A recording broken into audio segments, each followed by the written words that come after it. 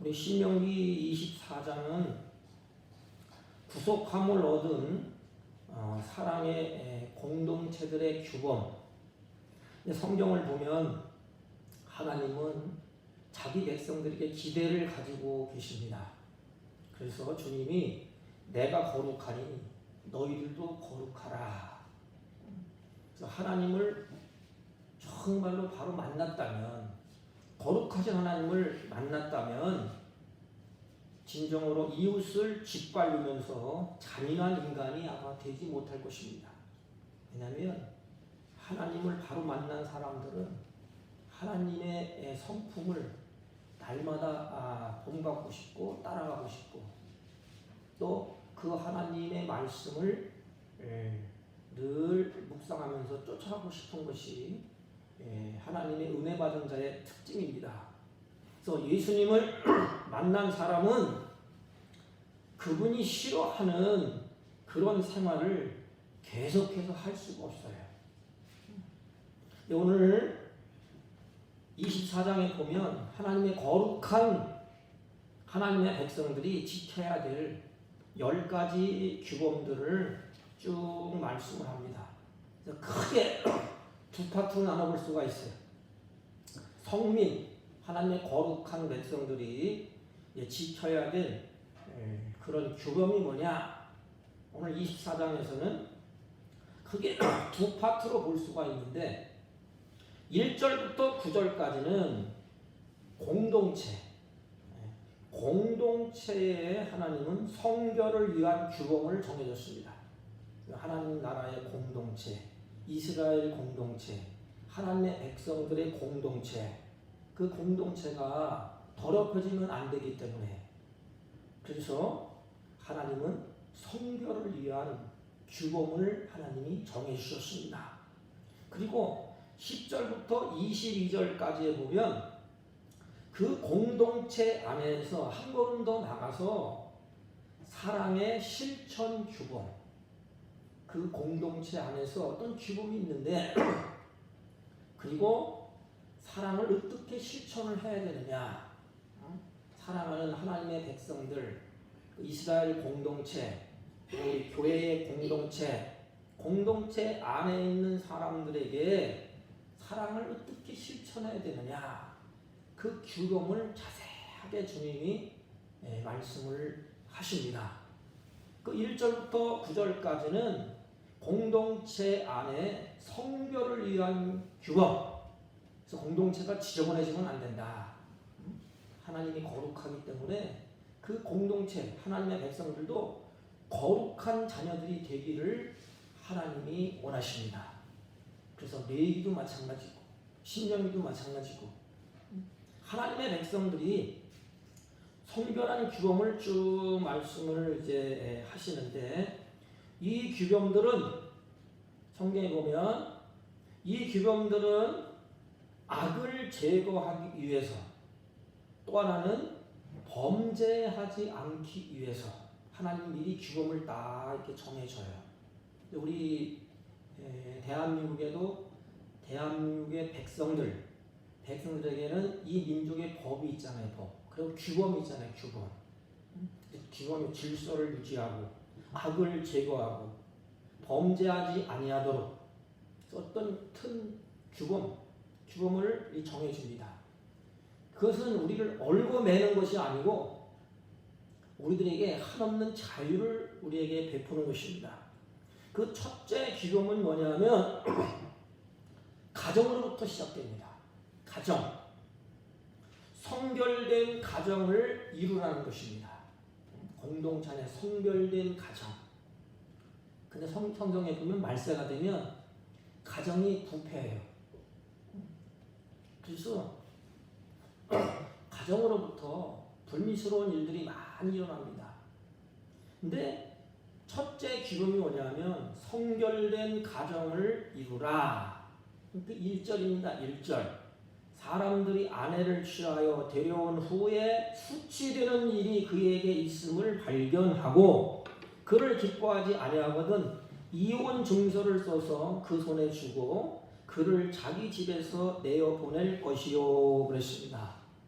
그러면 이 이혼 증서를 쓰는 것은 우리가 그냥 종이 쪽장에다가 아무도 안 보게 그냥 쓱 써서 그냥 쓱 던져주는 게 아니고, 이 당시에는 자신들의 행위를 많은 증인 앞에서 엄숙히 선언하는 일종의 의식이에요. 의식. 그러니까 이것은 함부로 아내를 내버리거나 아니면 경솔히 이혼한 것을 막도록 한 제도화된 규범이에요. 그런데 후일에 예수님께서는 이와 관련해서 모세가 이혼 증서를 써주고 이혼할 수 있도록 허락한 것은 하나님이 이렇게 말씀합니다. 왜 그렇게 이혼 증서를 써도록 허락을 했느냐? 이스라엘 백성들이 완악한 마음으로 그랬어요. 완악한 마음으로 인해서 시대적인 조치였지 결코 이혼을 합리화시킨다는 거나 합법화시킨 것은 아니라고 주님이 분명하게 말합니다. 오늘날 보면 이혼을 아주 합법화시키고 합리화시키는 그런 경우가 있어요. 근데 성경은 그렇지가 않습니다. 마태복음 19장 3절 8절에 보면 이 지식인들, 이 바리새인들이 이 구절을 들어서 주님을 시험하는 장면이 나와요. 이 질문을 던져도 아주 못되게 던져요. 그냥 걸려들게 꼬투리 잡으려고. 그래서 어찌하여 모세는 이혼 증서를 주어서 내어버리라 명하셨나이까? 그게 예수님 앞에 질문을 던집니다. 어찌하여 모세가 이혼 증서를 주어서 내버리라고 명령했습니까? 그 물음에 대한 답변이 마태복음 19장 8절이에요. 주님이 뭐라고 말씀하시느냐? 모세가 너희 마음에 완악함을 인하여, 너희들 마음이 완악함을 인하여 아내 내어버림을 허락하였거니와, 주님의 마음은 어떻느냐? 본래는 그렇지 아니하니라 그랬습니다. 주님의 답변을 통해서 우리 두 가지를 깨닫게 됩니다. 그게 뭐냐? 첫째는 이혼 증서를 주어서 내보내라, 이거 한 것은 이혼을 정당화하기 위해서가 아니고 이혼을 억제하기 위한 제도예요. 될 수 있으면 하나님이 짝지어준 것을 너희들 인간이 좀 나누지 말라, 화평을 좀 도모하라. 둘째는 이혼 자체가, 갈라지는 자체가 질서를, 하나님의 창조의 원리와 질서에 위배되는 일이기 때문에 그렇습니다. 창조와 질서에 위배되는 일이에요. 그래서 창세기에 보면 아담과 하와를 하나님이 짝지어줬잖아요. 그 둘이 하나가 될지라, 하나. 그 성경에 보면 다 약하잖아요. 남편도 약하고 아내도 약하고. 그래서 하나님이 뭐라고 얘기했죠? 너희 둘은 서로 협력하여 돕는 배필이다. 서로 도와야 된다 이 말이에요. 아내는 남편을 돕고 아내는 남편을 돕고, 그리고 서로의 약점을 덮어주고. 그래서 이 공동체, 하나님이 세운 사랑의 공동체를, 그 질서를 잘 유지하고 하나님도 좀 화평을 누리는, 이것을 하나님이 원하십니다. 여기서 하나님이 말씀하신 의도는, 즉 하나님의 마음을 우리가 읽을 수가 있는데, 결혼의 신성함을 지켜서 구속함을 받은 공동체의 거룩을 유지시키기 위한 그런 방편이에요. 그 안에 구속받은 공동체의 거룩, 다시 말하면 하나님은 성결된 백성들을 유지하는데 가정이 중요하기 때문에 성결된 가정을 이루라는 것입니다. 이 구속사적으로 좀 약간 좀 넘어가 보면, 하나님은 그 한 가정의 성별을 통해서 그 자녀가 태어나잖아요. 그 자녀가 태어난 자녀도 깨끗한 자녀, 거룩한 자녀로 유지되기를 원합니다. 이 자녀가 태어나고 또 이 자녀가 태어나고 또 이 자녀가 태어나면 그 가정으로부터 거룩이 유지되기를 하나님이 원하셨던 것입니다. 첫째 규범은 뭐냐? 성결된 가정을 이루라는 것입니다. 그리고 두 번째 규명은 5절입니다. 5절. 신랑 되시는 예수 그리스도의 사랑을 하나님이 깨닫기를 원하십니다. 사람이 새로이 아내를 취하였거든 그를 군대로 내어 보내지 말 것이요 무슨 직분이든지 그에게 맡기지 말 것이며 그는 1년 동안 집에 한가히 거하여 그 취한 아내를 즐겁게 할지니라. 문자적으로 쭉 해석하면 군대도 보내지 말고 무슨 직무도 맡기지 말고 1년 동안 집에서 아내와 같이 즐거워하라 이런 뜻이 되지만, 그러면 우리 신약의 성도들도 이를 문자적으로 지켜야 되느냐? 지금 결혼하면 군대도 가지 아니하고 직장 나가지 아니하고 무슨 직무를 맡게 된 1년 동안 집에만 있어야 되느냐? 신약에 보면 문자적으로 지켜야 되느냐? 그게 아니고 주님은 우리의 신랑이 되신다고 했어요. 또 그리스도의 우리는 사랑을 깨닫기를 하나님이 원하시는 것입니다. 하나님의 사랑. 쉽게 말하면 사람으로 말하면 아내는 남편의 사랑, 소중함을 깨닫고 남편은 아내의 사랑의 소중함을 깨닫고 스바냐 3장 10절 보면 너의 하나님 여호와가 너의 가운데 계시니 그는 구원을 베푸실 전능자시니라. 그 다음 구절 그는 너로 인하여 기쁨을 이기지 못하고 그는 너를 인하여 기쁨을 이기지 못하고. 신랑 신부가 결혼하면 아내는 남편을 위해서 기뻐하고 남편은 아내를 위해서 아내를 보고 기뻐하잖아요. 주님도 똑같아요. 우리를 보고 주님이 기쁨을 이기지 못한대요. 너를 잠잠히 사랑하며 우리를 잠잠히 사랑하며 너로 인하여 즐거이 부르며 기뻐하리라. 이렇게 말씀을 하셨습니다. 그리고 세 번째 규범은 뭐냐면 생명의 소중함을 알려주는 것입니다. 쭉 연결해서 쭉 보면 우리가 하나님의 말씀에 감동이 됩니다. 하나님의 거룩을 성별된 가정을 이루라. 또 그 가정에서 신랑은 아내의 사랑을 깨닫고 또 신부는 남편의 사랑을 깨닫고 그리고 세 번째 규범에 들어와서는 생명이 얼마나 소중한지를 알려주는 거예요. 한 생명이 얼마나 소중하느냐. 그래서 사람이 맷돌이나 그 윗짝을 전당 잡지 말지니 이는 그 생명을 전당 잡음이니라. 6절. 이 당시에 맷돌이 없으면 곡식을 갈아서 식구들이 먹을 음식을 만들 수가 없어요.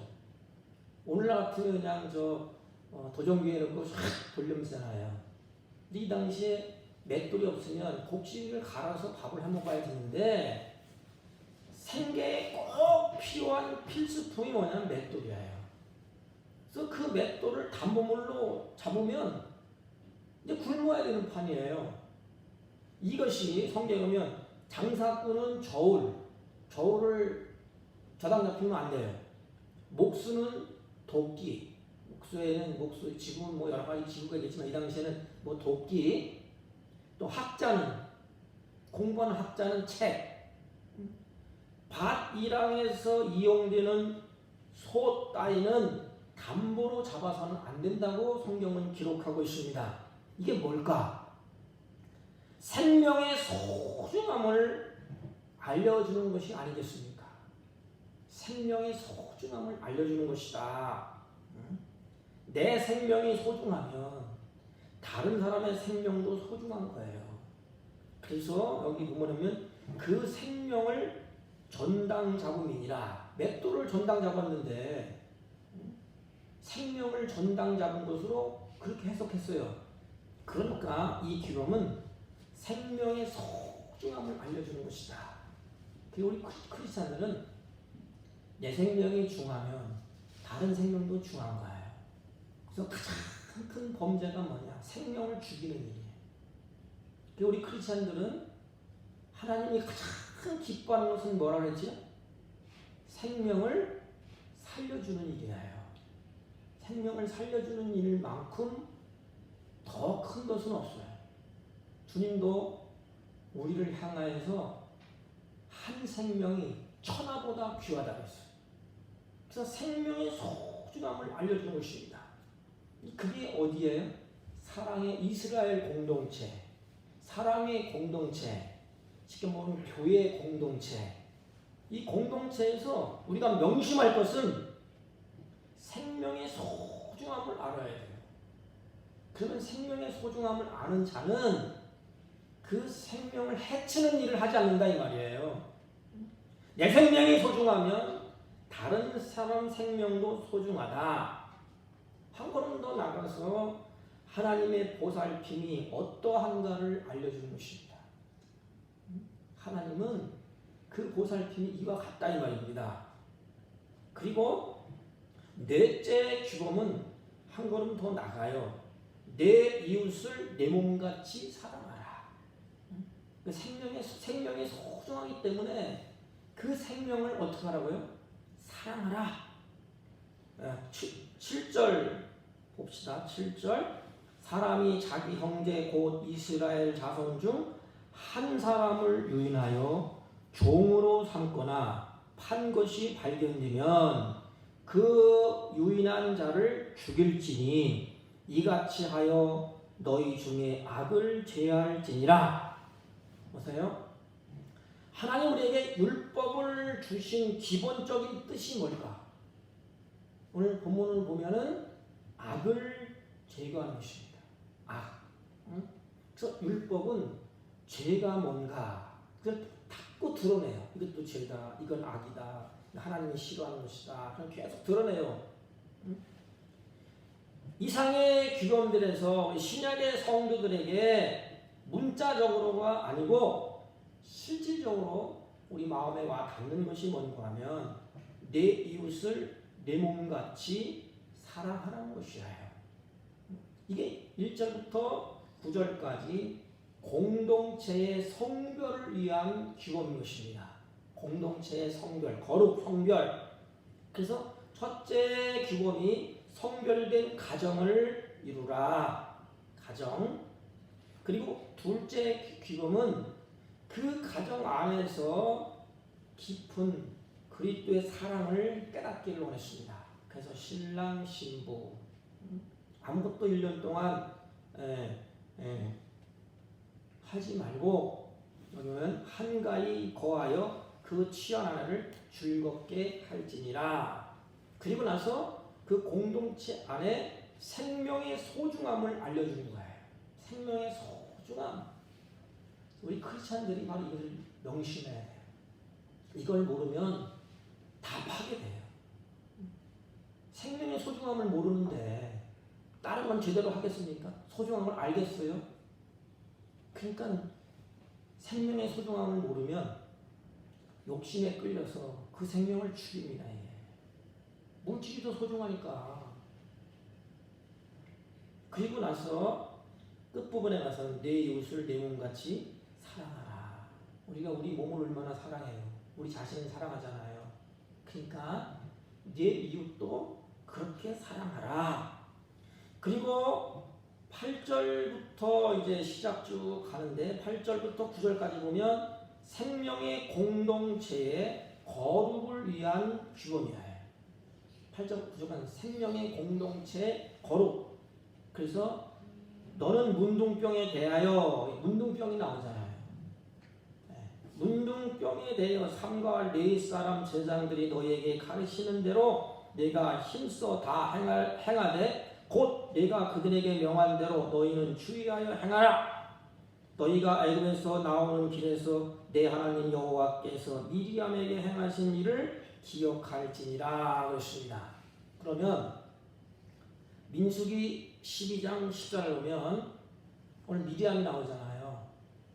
모세를 거역하다가 미리암이 문둥병이 발했는데 그때 하나님이 어떻게 하셨지요? 문둥병이 발했어. 그러면 그 공동체가 이제 들어오는 것입니다. 그때 그를 진 밖에서 며칠을 두라 그랬죠? 7일. 이 7일은 완전수예요. 완전히 깨끗할 때까지 두라 이 말입니다. 문둥병을 걸리면 진 안에, 진이 더러워지니까 진 안에 두지 말고 진 밖에서 7일 가두고 그 후에 돌아오게 할지니라. 문자적으로 해석하면 7일 동안 갔다가 7일이 되면 바로 돌아온다. 진 안에 들어올 때 문둥병이 낫지 않으면 절대로 못 들어와요. 부정하기 때문에. 7일은 완전히 깨끗한 다음에 진 안에 들어올 수가 있다. 왜 이렇게 해야만 하느냐? 바로 이거예요.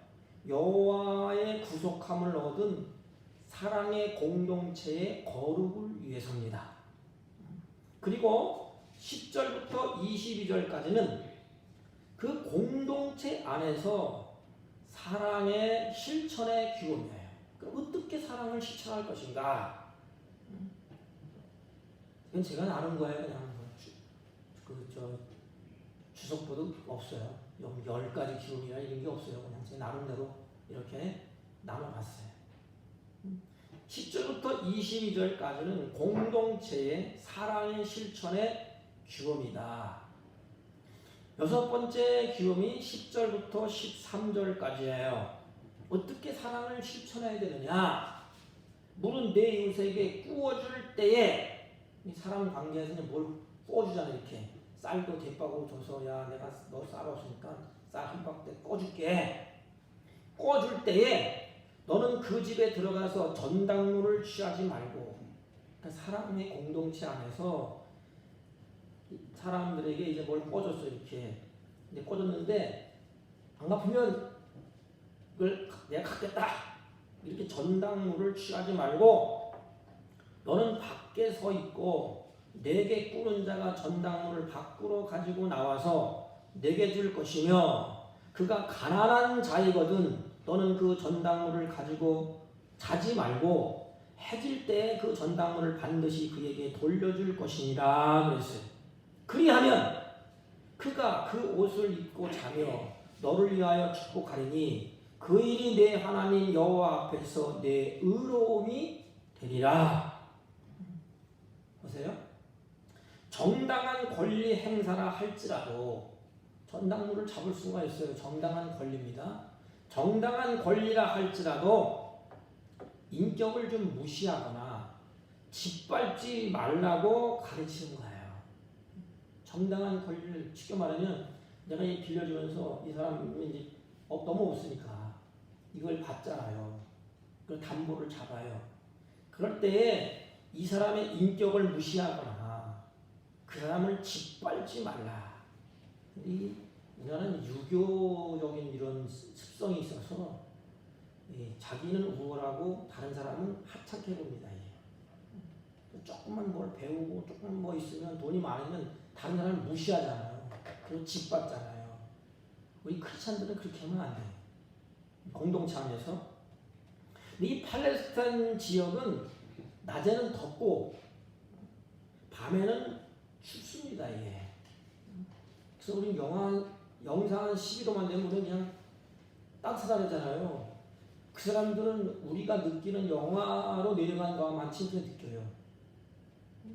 그래서 밤에는 서른하기 때문에 그분들이 이부자리 대용으로 쓰는 것이 뭐냐면 겉옷이에요. 겉옷. 이부자리 이불 대용이 겉옷인데 겉옷을 담보물이라고 할지라도 그걸 잡으면 저녁이 되면 그 사람이 어떻게 했어요? 추워서 얼어 죽든지 팔 빨면서 지내게 됩니다. 그래서 저녁이 되면 좀 돌려줘라. 이게 사랑의 실천이 아니냐. 공동체 안에서 그 생명을 주지 말고 담보물이 날지라도 저녁이 되면 돌려주거라. 이것이 출애굽기 22장 26절 27절은 같은 내용으로 명령을 하셨어요. 제가 읽어보면 내가 만일 이웃의 옷을 전당물로 잡거든 해가 지기 전에 그에게 돌려보내라. 해가 지기 전에 돌려보내라.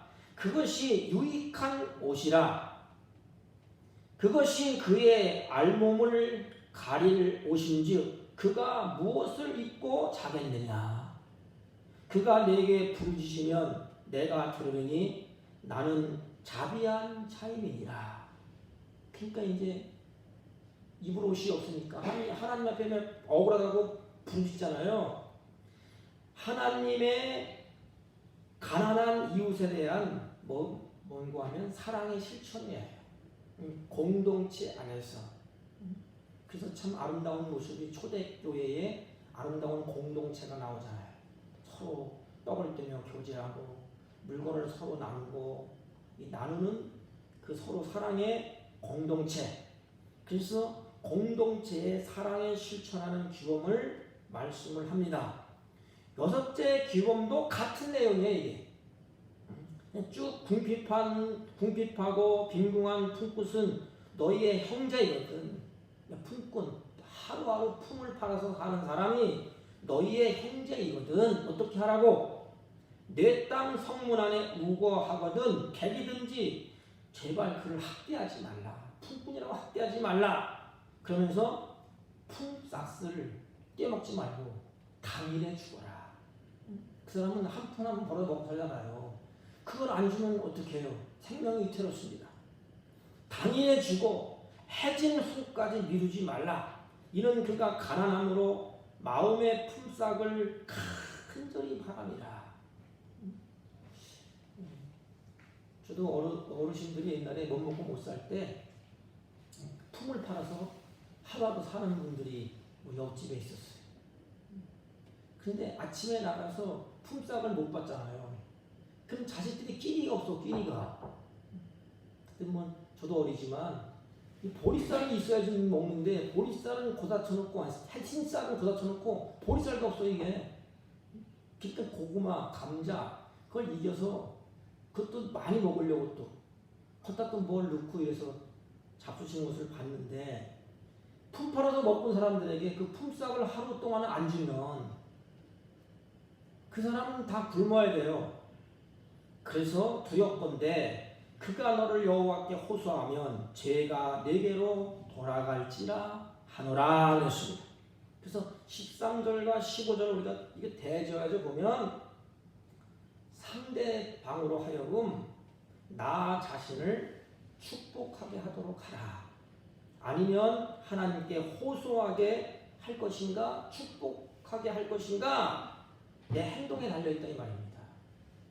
그러니까 품을 팔아서 먹고 살아야 되는데 우리 집에 와서 품을 열심히 팔았어요. 그래서 내가 품삯을 줬어 이렇게. 그러면 이 품삯을 받고 이 사람이 감사해서 대로 나에게 축복한다 이 말입니다. 근데 내가 큰 그 품을 내가 다 이게 다 가리고 난 다음에 품삯을 안 줬어. 그러면 그 사람이 하소연할 데가 없잖아요. 그러니까 하나님 앞에 가난한 자가 내가 이렇게 품삯을 받지 못했습니다. 이렇게 호소하면 하나님이 그 소리를 듣는다 이 말이에요. 들으시고 죄가 주지 아니하는 사람 너에게 묻겠다 이 말이에요. 너에게 묻겠다. 그러니까 내 행동에 달려있다 이 말입니다.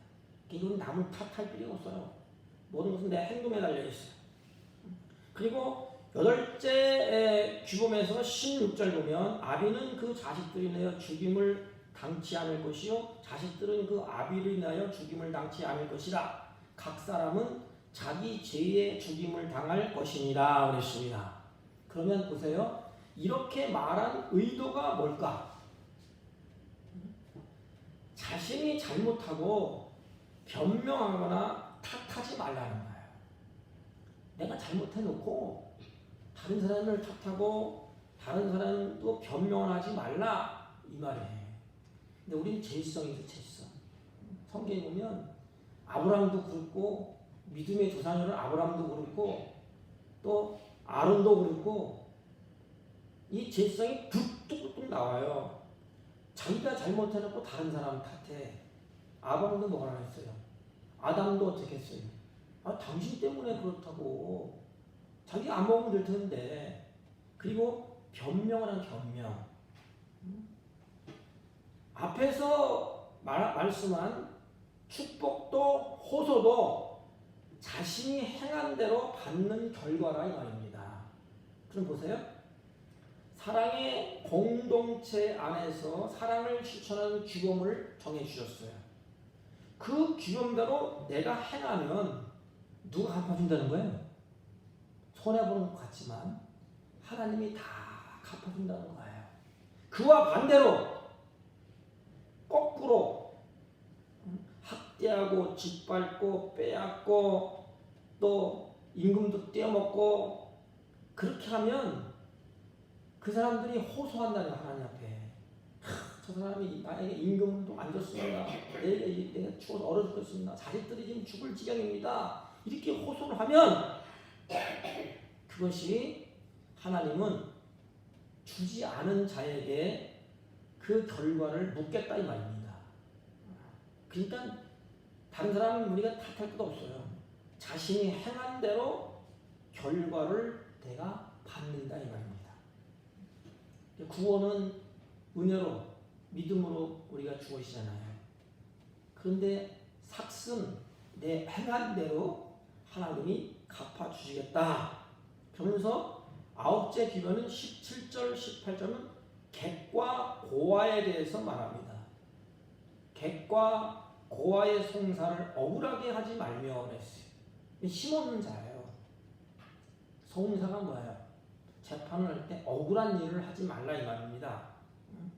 과부의 옷을 전당 잡지 말라 이렇게 하시면서 너는 애굽에서 종이 되었던 일과 네 하나님 여호와께서 너를 거기서 속량하신 것을 기억하라 그랬습니다. 그리고 여기에 근거해서 이러므로 내가 네게 이 일을 행하라 명하였노라 하십니다. 그리고 22절에 보면 거기서도 속량하신 것을 기억하라 이렇게 하시는데 그럼 신약 성경에서 그럼 뭐라고 우리 신약의 성도들에게 말씀을 하셨느냐? 요한일서 4장 10절 11절 보면 사랑은 여기 있으니 우리가 하나님을 사랑하는 것이 아니요 하나님이 우리를 사랑하사 우리 죄를 속하기 위하여 화목제물로 그 아들을 보내셨음이니라. 그리고 사랑하는 자들아 하나님이 이같이 우리를 사랑하셨은즉 우리도 서로 사랑하는 것이 마땅하도다. 그러면 해석 하나 똑같죠? 이스라엘 백성들이 구원을 어떻게 받았어요? 죄를 어떻게 용서받았어요? 그들이 잘나고 똑똑한 것이 아니라 하나님이 다 용서해주고 하나님이 사랑으로 덮어줬다 이 말입니다. 그러므로 속량을 너희들이 기억해서 억울한 일이 없도록 하라. 과부가 울부짖는 일이 없도록 하라. 그러면서 너희들도 애굽에서 종되었던 일을 기억해봐라. 우리 신약의 성도 우리들은 하나님이 우리를 사랑하셨은지 우리도 서로 사랑하는 것이 마땅하도다.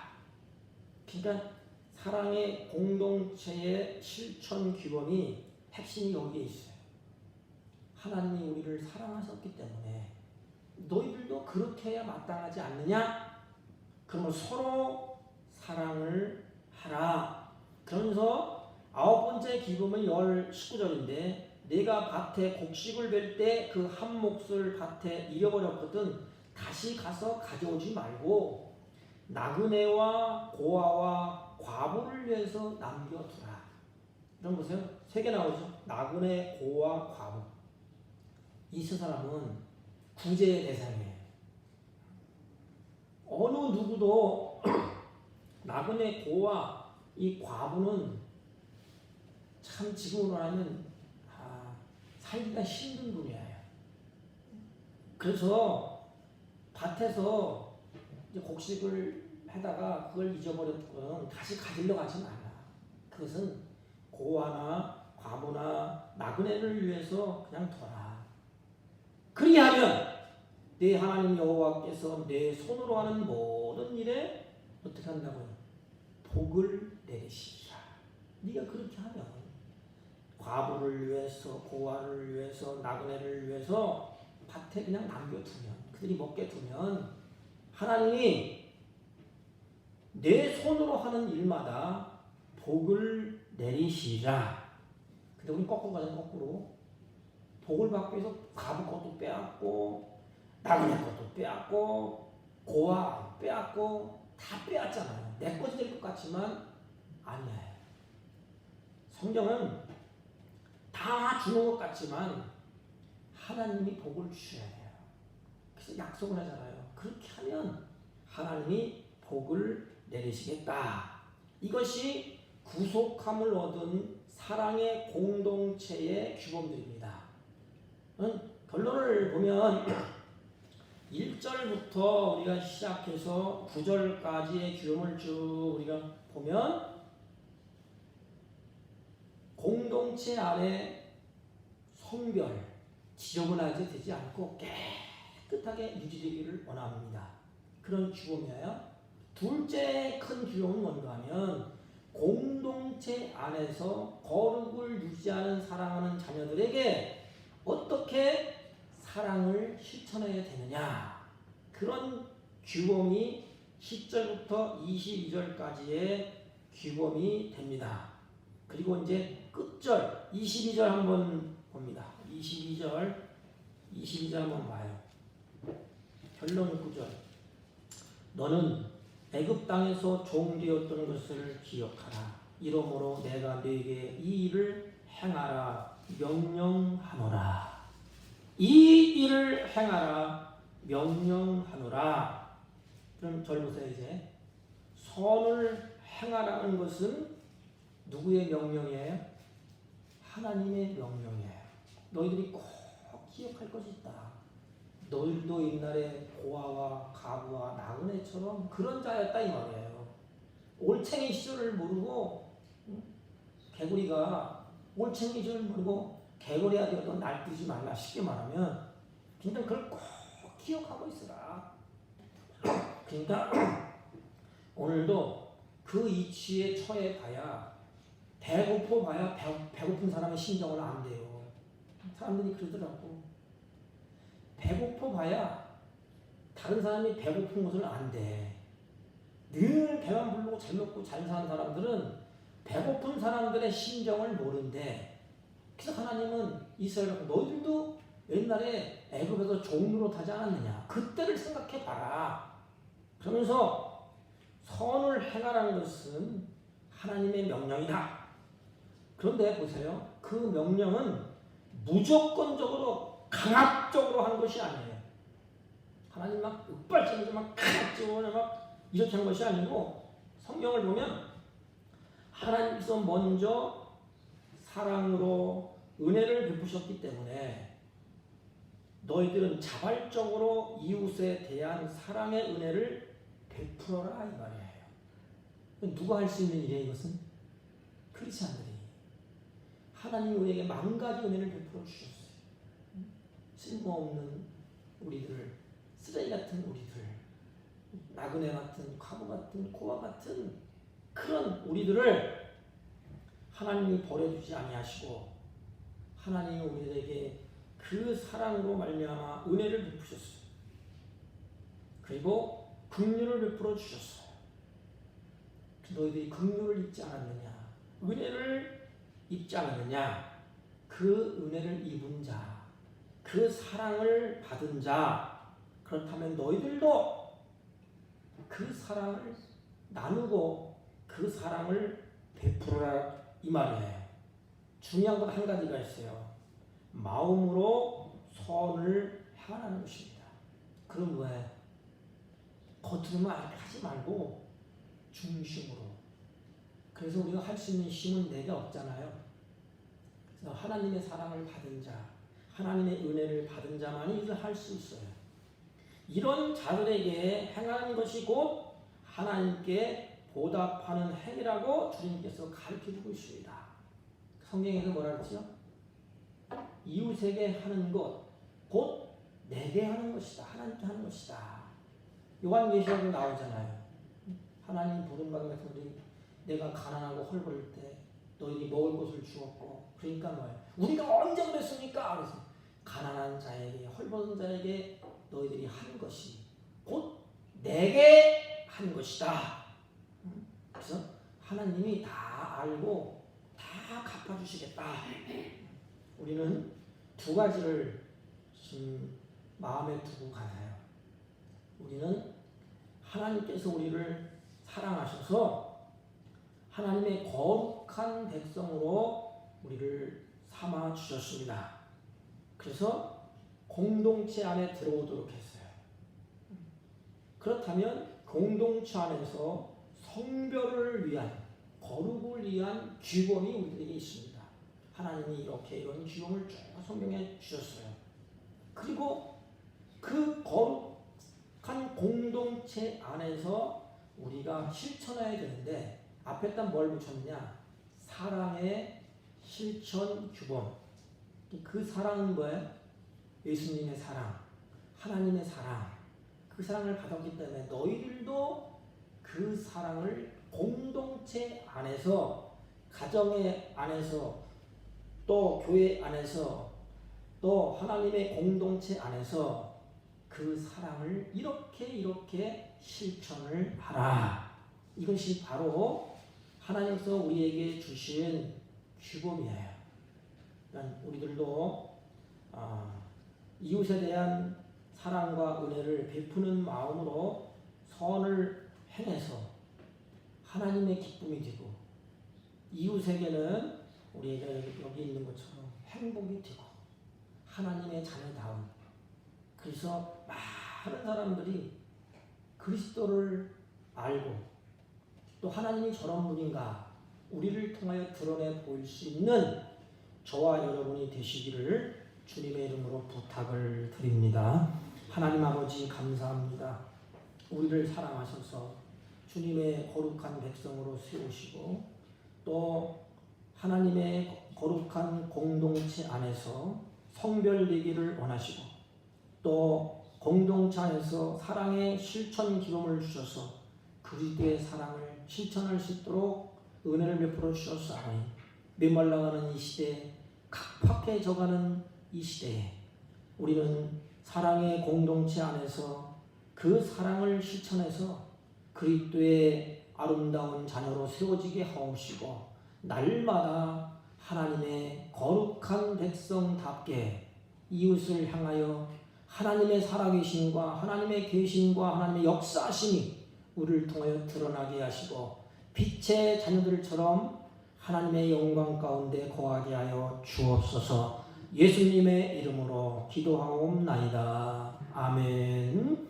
지금은 우리 구주 예수 그리스도의 은혜와 하나님 아버지의 극진하시고 만극하신 사랑과 성령님의 이로 역사 교통 충만하신 은총이 오늘도 사랑의 공동체 안에서 거룩을 유지하고 사랑을 실천하기로 소망하고 결심하고 돌아가는 주의 백성들 머리 위에 지금부터 영원토록 함께 있을지어다. 아멘.